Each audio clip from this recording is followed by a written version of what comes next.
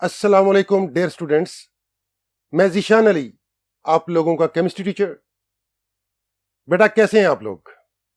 मुझे उम्मीद है कि आप खैरियत से होंगे, अच्छी हेल्थ को एंजॉय कर रहे होंगे। आज हम सॉल्व करेंगे चैप्टर 8 की एक्सरसाइज के एक्सटेंसिव लॉन्ग क्वेश्चन। तो चलें आज का लेक्चर स्टार्ट करते हैं। स्टूडेंट्स, हमारा question number 1, difference between alkali and alkaline earth metals.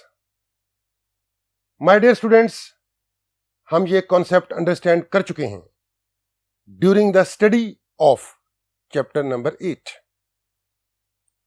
Alkaline earth metal यानी सेकेंड ग्रुप एलिमेंट्स का एटॉमिक साइज रिलेटिवली स्मॉल होता है as compare to the elements of group first यानी अल्कली मेटल्स। साइज के कम हो जाने से आयोनाइजेशन एनर्जी बढ़ जाती है और एलिमेंट्स की केमिकल रिएक्टिविटी एज मेटल कम हो जाती है। तो हम यूं कहेंगे कि alkaline earth metal relatively less reactive होते हैं, लेस मेटेलिक होते हैं, लेस इलेक्ट्रोपॉजिटिव होते हैं as compare to alkali metal यानी ग्रुप फर्स्ट ए एलिमेंट्स। लेकिन आपने रिव्यू करना है लेक्चर नंबर 2 को for the thorough understanding the differences between alkali and alkaline earth metals. अब बात करते हैं क्वेश्चन नंबर 2 की, inertness of silver and gold. हमने लेक्चर नंबर 3 में यह कॉन्सेप्ट अंडरस्टैंड किया था कि सिल्वर और गोल्ड इनर्ट मेटल कंसीडर होते हैं और इसकी रीजन है कि इनके वैलेंस शेल से इलेक्ट्रॉन की रिमूवल डिफिकल्ट होती है, जिससे इनकी रिएक्टिविटी एज मेटल कम हो जाती है। लेकिन आपने रिव्यू करना है लेक्चर नंबर 3 को for the thorough understanding why silver and gold are highly inert. Inert mean highly unreactive. हमारा question number 3, why positive ion यानी cation is smaller in size as compare to its parent neutral atom and why negative ion is bigger than its parent neutral atom.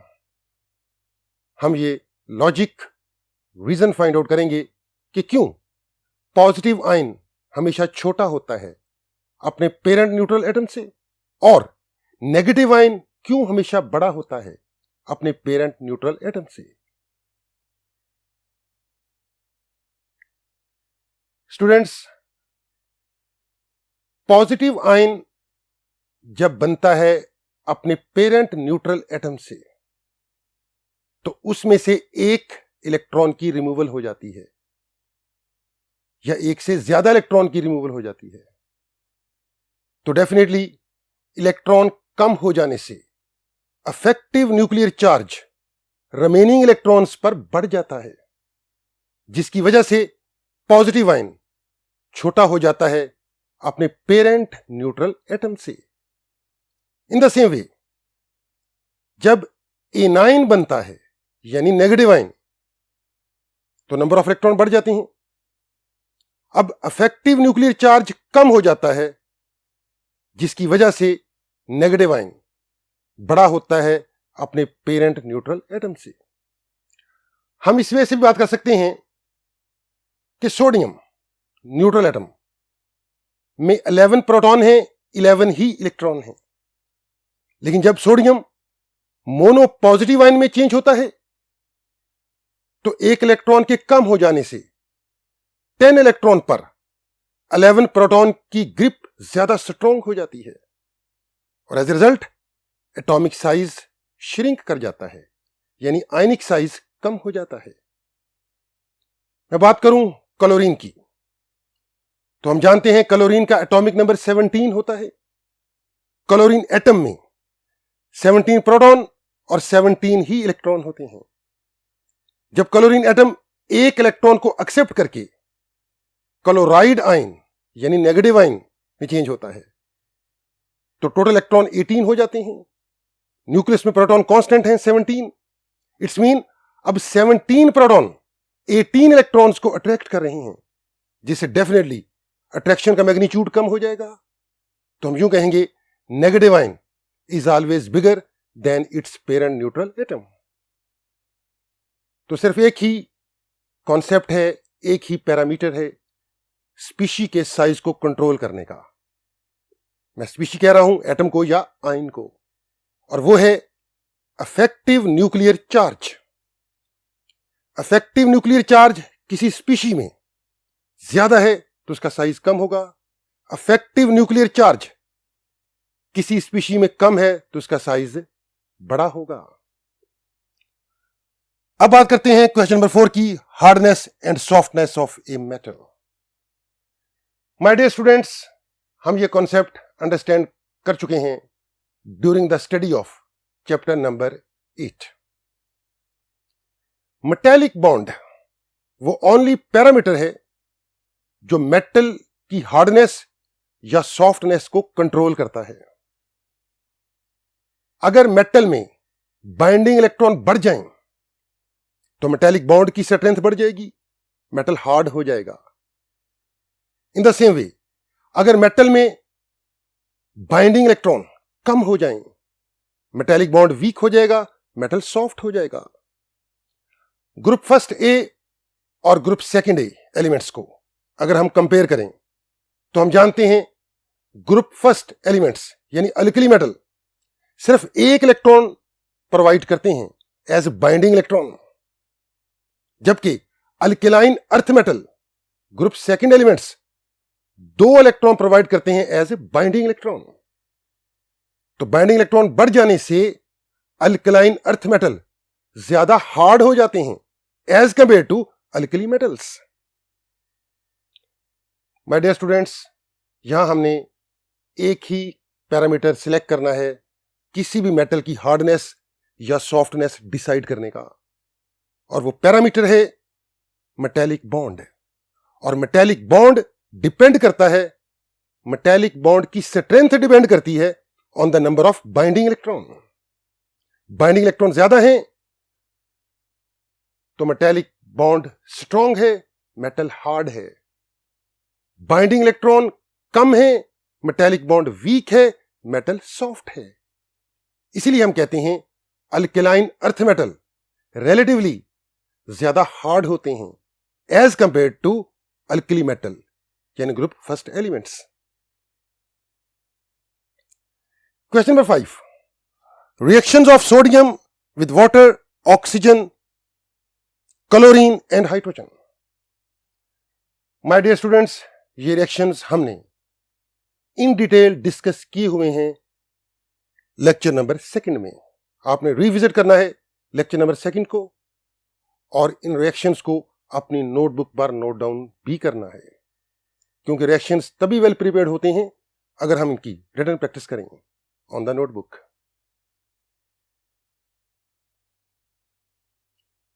Students, हमारा question number 6, physical properties and uses of calcium metal. हमने lecture number 3 में in detail discuss किया है physical properties and uses of calcium. आपने revisit करना है lecture number 3 को, और वेल प्रिपेयर्ड करने हैं uses and properties of calcium metal. हमारा question number 7, chemical properties of non metals.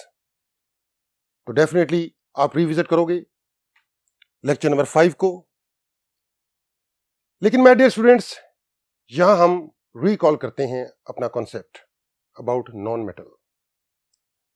Non metal हम उस एलिमेंट को बोलते हैं जिसका एटॉमिक साइज छोटा हो, जिसकी ionisation energy, electron affinity, electronegativity high हो। जैसे हम बात करते हैं हेलोजेंस की, fluorine, chlorine, bromine and iodine. ये एलिमेंट्स प्योर नॉन मेटल्स हैं और हम ये भी जानते हैं कि नॉन मेटल्स का सेकंड नेम ऑक्सीडाइजिंग एजेंट है, यानी ये खुद तो रिड्यूस होते हैं मगर दूसरे एलिमेंट यानी मेटल को ऑक्सीडाइज कर देते हैं। इसीलिए नॉन मेटल्स का सेकंड नेम ऑक्सीडाइजिंग एजेंट है। और नॉन मेटल की chemical reactivity down the group top से बॉटम डिक्रीज होती है। हम बात करें हेलोजेंस की, तो हेलोजेंस में फ्लोरीन मैक्सिमम नॉन मेटालिक है।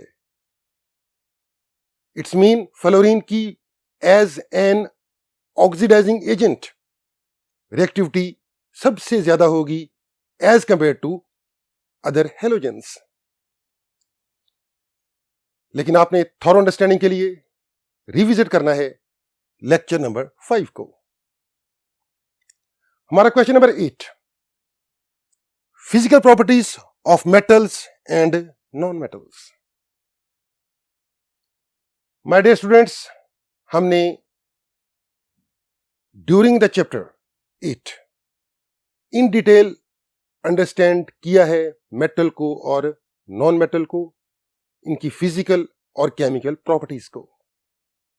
लेकिन यहां हम समराइज कर लेते हैं कि मेटल हम उस एलिमेंट को कहते हैं जिसका एटॉमिक साइज बड़ा हो, जिसकी आयोनाइजेशन एनर्जी कम हो। और प्योर मेटल्स में एलिमेंट्स फर्स्ट और एलिमेंट्स सेकंड ग्रुप आते हैं। जबकि नॉन मेटल की ये भी हमने बात की है कि वो एलिमेंट जिनका एटॉमिक साइज छोटा हो और जिनकी आयोनाइजेशन एनर्जी ज्यादा हो। यहां एक और general trend my dear students आपने माइंड में रखना है कि जब हम टॉप से बॉटम मूव करते हैं मेटल में, तो जनरली उनकी रिएक्टिविटी इंक्रीज होती है क्योंकि metallic size down the group increase होता है। और जब हम बात करें जनरली नॉन मेटल की डाउन द ग्रुप, तो down the group non metal की रिएक्टिविटी डिक्रीज होती है क्योंकि साइज इंक्रीज होता है।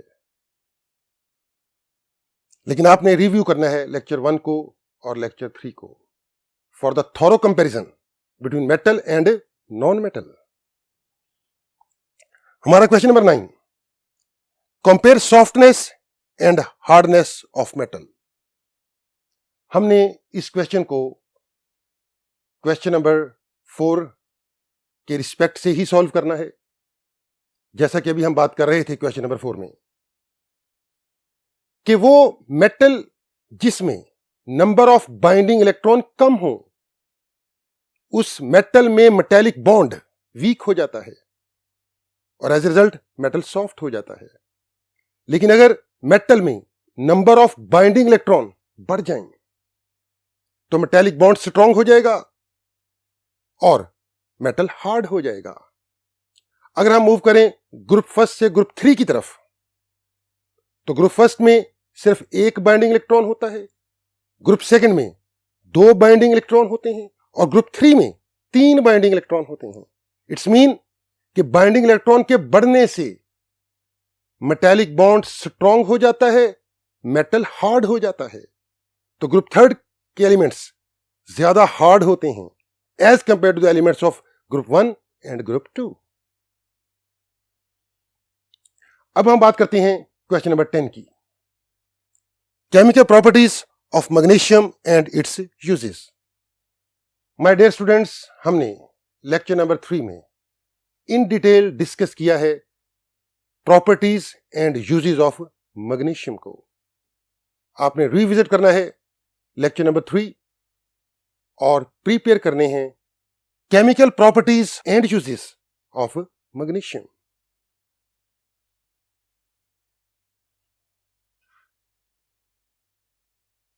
स्टूडेंट्स, अब हम डिस्कस करेंगे क्वेश्चन नंबर 11 को, इलेक्ट्रोपॉजिटिव करैक्टर ऑफ मेटल। तो आपने रिविजिट करना है लेक्चर नंबर 1 को, और जिसमें आप देखोगे कि हमने थॉरोली डिस्कस किया है मेटल का इलेक्ट्रोपॉजिटिव करैक्टर। अभी हम पिछले लॉन्ग क्वेश्चंस में ये बात डिस्कस करते आ रहे हैं कि मेटल हम उस एलिमेंट को बोलते हैं जिसका साइज बड़ा हो, जिसकी आयोनाइजेशन एनर्जी कम हो। तो इसमें फॉल करते हैं ट्रूली ग्रुप फर्स्ट एलिमेंट्स और ग्रुप सेकंड एलिमेंट्स, यानी alkali metals and alkaline earth metals. आप जानते हो मेटल की आयोनाइजेशन एनर्जी कम होती है और इनमें टेंडेंसी होती है पॉजिटिव आयन में कन्वर्ट होने की, और मेटल के ऑक्साइड ऑलवेज बेसिक होते हैं। अब बात करते हैं क्वेश्चन नंबर 12 की, ionization energy of alkali and alkaline earth metal. आपने रिविजिट करना है लेक्चर नंबर 2 को, लेकिन यहां पे हम समराइज कर लेते हैं इस बात को कि alkaline earth metal group second elements का एटॉमिक साइज रिलेटिवली कम होता है as compare to the elements of group 1 यानी अल्कली मेटल्स। साइज के कम हो जाने से आयोनाइजेशन एनर्जी बढ़ जाती है, मेटेलिक करैक्टर वीक हो जाता है यानी इलेक्ट्रोपॉजिटिव करैक्टर। तो जनरली हम यूं बोलेंगे alkaline earth metal group second elements relatively less metallic, less electropositive होते हैं as compare to the alkali metal group first elements. My dear students, आज के इस लेक्चर में हमने सॉल्व किए हैं extensive long question chapter 8 exercise के। आपने इन लॉन्ग क्वेश्चंस को अपनी नोटबुक पर नोट डाउन करना है इन डिटेल। तो इंशाल्लाह नेक्स्ट चैप्टर में आप लोगों से दोबारा मुलाकात होगी। तो नेक्स्ट लेक्चर तक के लिए अपना ख्याल रखिएगा। अल्लाह हाफिज।